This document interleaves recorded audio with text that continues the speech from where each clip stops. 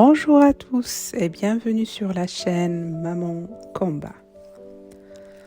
Aujourd'hui, j'aimerais vous parler du début de mon histoire avec mon fils Anir. Avant même la naissance d'Anir, les médecins et moi savions qu'il était atteint d'hydrocéphalie. Et honnêtement, j'avais très peur. C'était la première fois que j'entendais parler de cette maladie. Et en plus de ça, Anir était mon premier et mon seul enfant.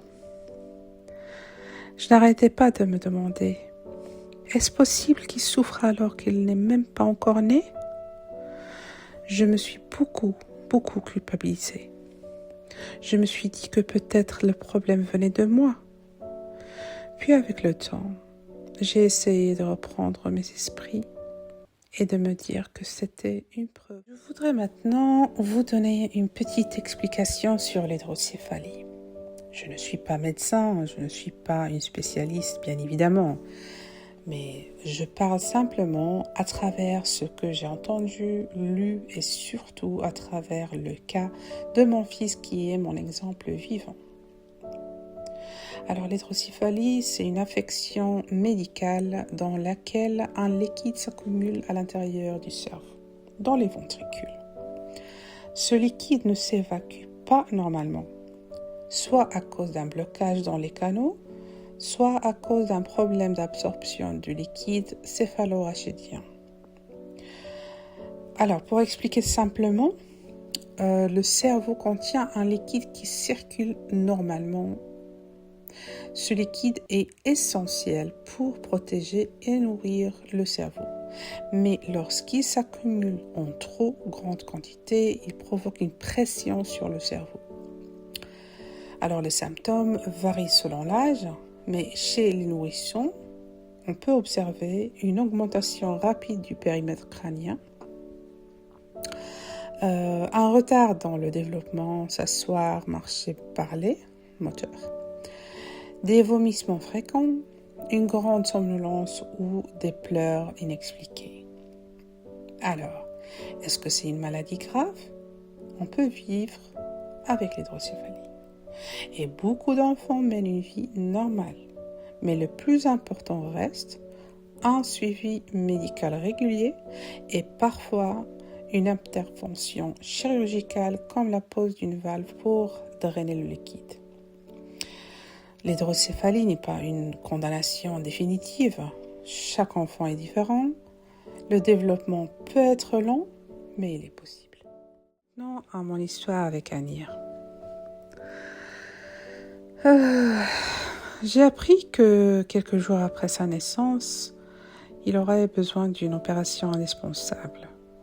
Bien sûr, je n'ai pas hésité une seule seconde. Tout a été fait dans l'intérêt de mon enfant. Sans intervention médicale, cela aurait eu un impact négatif sur son développement moteur et sur de nombreuses fonctions vitales.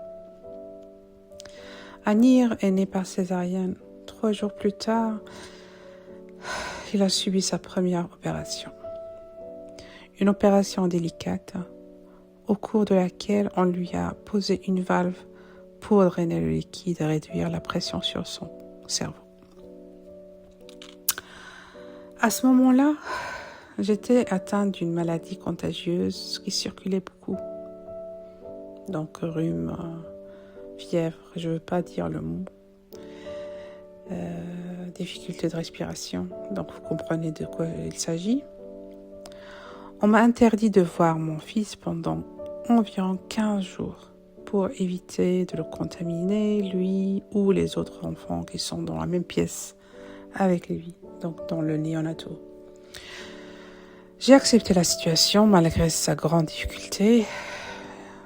J'étais tout près de lui, séparé seulement par un mur, mais je ne pouvais pas être à ses côtés après son opération. Une médecin, que Dieu la récompense, prenait le temps de m'appeler en vidéo pour que je puisse le voir. C'était la seule chose qui arrivait à m'apaiser un peu. Psychologiquement, cette période a été très difficile.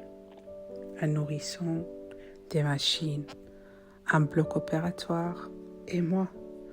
obligé de signer en sachant que cette décision était cruciale. Après l'opération, Anir est restée sous surveillance, mais quelque temps plus tard, une infection est apparue. Cette infection était grave. Comme elle est survenue après l'opération, une prise en charge rapide était indispensable. Antibiotiques puissants, surveillance jour et nuit. La fièvre est revenue, les peurs sont revenues et nous sommes replongés dans les analyses et les examens. Finalement, après environ un mois, Anir a subi une deuxième opération.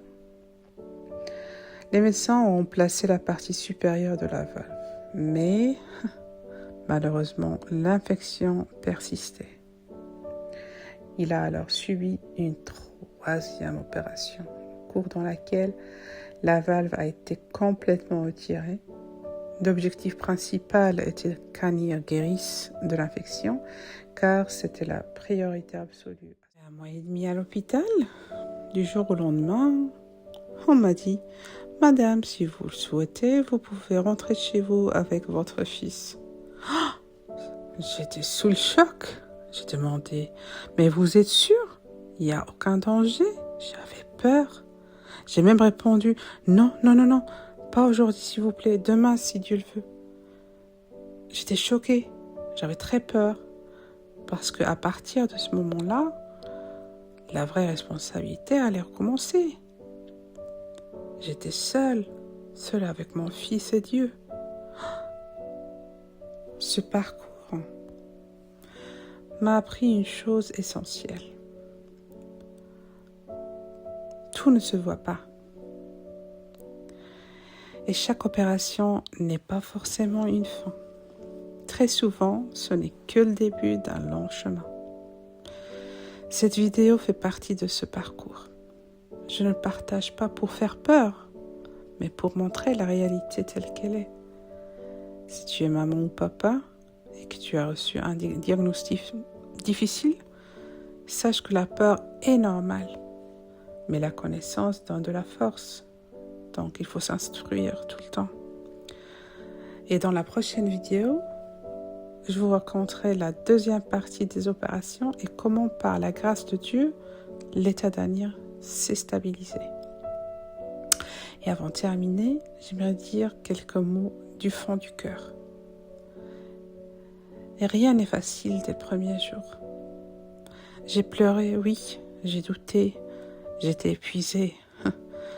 Mais Dieu m'a donné de la patience, de la force. J'étais seule. Seul Dieu était avec moi et je n'avais pas le droit d'abandonner. Le jour où mon fils est né, je suis devenue responsable de lui. La force n'était plus un choix pour moi, elle est devenue un devoir.